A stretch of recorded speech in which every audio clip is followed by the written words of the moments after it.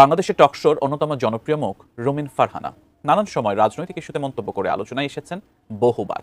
2019 সালের 28 মে জাতীয় সংসদের 50টি সংরক্ষিত নারী আসনের মধ্যে 50 নম্বর আসনে নির্বাচিত হয়েছিলেন তিনি।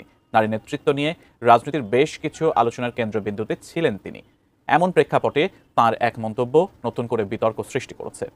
কি ছিল সেই মন্তব্য? তিনি এই নোংরার মধ্যে নামবেন কেন? রাজনীতিটা তো এখন একটা ডাস্টবিনের মতন হয়ে গেছে।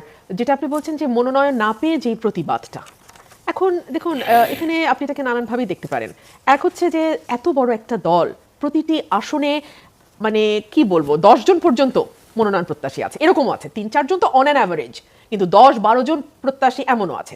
সো সেখান থেকে একজনকে বাছাই করা is really very tough, really very tough. So তারপরেও তো এই বাছাইটা করতে হয়। সে কারণেই কিন্তু মনোনয়ন দেওয়ার আগে ভারপ্রাপ্ত চেয়ারম্যান বারবার আমাদের সঙ্গে বসেছেন। নেতাকর্মীর ভালোবাসা, নেতাকর্মীদের ত্যাগ, নেতাকর্মীদের শ্রম, নেতাকর্মীদের ঘামেই কিন্তু আমরা এতদূর আসি যে আমরা মনোনয়নটা প্রত্যাশা করতে পারি।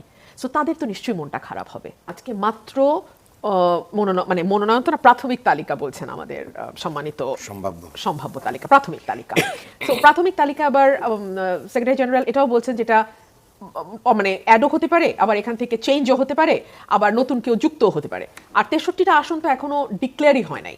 সো এত দ্রুত আসলে কে স্বতন্ত্র দাঁড়াবেন বা কাদের দাঁড়ানোর সম্ভাবনা আছে এটা বলাও কিন্তু খুব ডিফিকাল্ট।